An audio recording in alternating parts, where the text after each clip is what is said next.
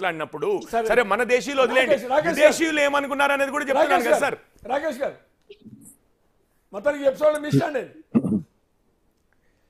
Good evening అండి. Good evening panel members Kishore గారికి, మహేష్ గారికి, అదే విధంగా బిగ్ న్యూస్ ప్రేక్షకులకు, ఇంతకుముందు మన పుల్లారావు గారికి, నెక్స్ట్ వచ్చి పి శ్రీనివాస్ గారు. మీరు ఏదైతే అడిగారో అసలు ఆ ప్రశ్నకు సంబంధించినటువంటి డిస్కషన్ జరగకుండా వేరే అన్ని కూడా వివిధ రూపాల్లో రిజర్వేషన్ల మీదకి వెళ్ళిపోయారు రెండు పార్టీలు కూడా, జాతీయ పార్టీలు కూడా. ఈరోజు ఈ రిజర్వేషన్ల గురించి చర్చ పెట్టినట్టుగా నాకైతే తెలియదు. నాకు తెలిసి ఏంటంటే ఢిల్లీ పోలీసులు కావచ్చు, హైదరాబాద్ పోలీసులు కావచ్చు, సోషల్ మీడియాలో జరుగుతున్నటువంటి పోస్టుల మీద కేసులు ఏ విధంగా పెడుతున్నారు అనే దాని చర్చ ఇది. దాన్ని కంప్లీట్ గా మీరు అంటే అదేమైపోయిందంటే రిజర్వేషన్ల మీద చర్చగా ఇంటర్లింక్ కదా. లేదు, 1 minute సార్. అంటే జరగాల్సిన చర్చ ఏంటంటే ఈ 10 సంవత్సరాల్లో బీజేపీ దేశంలో చేసినటువంటి అభివృద్ధి గురించి చర్చ జరగకుండా, ఈ కాంగ్రెస్ పార్టీ 6 నెలల్లో ఇచ్చినటువంటి హామీల మీద చర్చ జరగకుండా, ఈరోజు హిందూ ముస్లిం రిజర్వేషన్ల మీద చర్చ జరిగే విధంగా ఈ చర్చను మొత్తం కూడా రెండు జాతీయ పార్టీలు కూడా విజయవంతంగా పక్కదారిని పట్టించినాయని నా అభిప్రాయం సార్. ఎందుకంటే ఈరోజు చర్చ జరుగుతుంది ఏంది, సోషల్ మీడియాలో కామెంట్లు. అవి ఎవరు పెట్టారు, ఎందుకు పెట్టారు, ఎవరు ఆ బ్లాగ్ను హ్యాండిల్ చేస్తున్నారు. అది అధికారిక కాంగ్రెస్ బ్లాగ్ అయితే ఒకవేళ నిజంగానే ముఖ్యమంత్రి గారు పోస్ట్ చేసి ఉంటే, ముఖ్యమంత్రి గారు చేశారు కాబట్టి దేశం మొత్తం సర్క్యులేట్ అవుతుందని ఒక ప్రశ్న. ఈరోజు ఇంకొక ప్రశ్న ఏంటంటే అదే సమయంలో ఏదైతే ఈరోజు ముఖ్యమంత్రి గారు గొంతెత్తుకొని అరుస్తున్నటువంటి ఏదైతే సోషల్ మీడియాలో నా మీద తప్పుడు ప్రచారం జరుగుతుందని, మరి అదే మా మన్నె క్రిషాంక్ అని చెప్పేసి మా విద్యార్థి నాయకుడు, లేకపోతే మాతో పాటు ఉస్మానియా యూనివర్సిటీలో చదువుకున్న మా జూనియర్ మీద కేసు పెట్టి ఈరోజు అరెస్ట్ చేసి జైల్లో పెట్టారండి.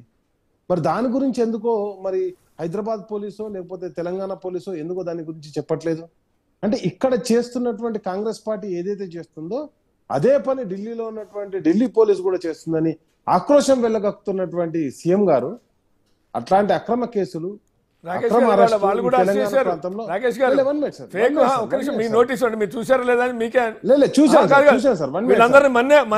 శశాంక్ ని అరెస్ట్ చేసినట్టు మొన్న సతీష్ కూడా వాళ్ళు 2 మహిళల్ని వాళ్ళు కూడా అరెస్ట్ చేశారు, వాళ్ళు సీసీఎస్కి తరలిచ్చారు. వాళ్ళు కూడా లేదు సార్, దాని గురించే కదా నేను ఏమంటున్నా అంటే ఇప్పుడు జరిగినటువంటి చర్చ ఏంది, అసలు చర్చ పెట్టింది సోషల్ మీడియా గురించి, చర్చ జరుగుతుంది జరిగినటువంటి కామెంట్ల గురించి.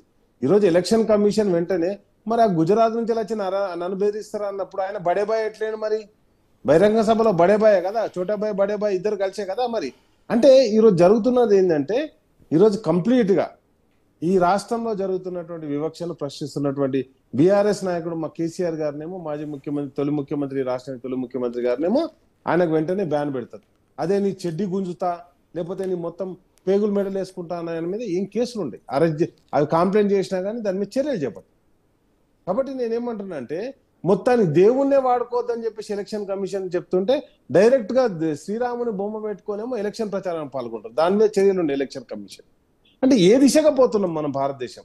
నేనేమంటున్నా అంటే ఒక జనరల్ ఒక భారత ఓటర్ అంటే భారత పౌరునిగా నేను ప్రశ్నిస్తున్నా. ఎందుకంటే కంప్లీట్ గా ఈరోజు ఏంది అంశం, అభివృద్ధి ఎజెండా కావద్దు, ఆకలి ఎజెండా కావద్దు, లేకపోతే ఇవన్నీ కాకుండా ఏం కావాలంటే రిజర్వేషన్ ఎజెండా కావాలి, కులం మతం ఎజెండా కావాలి.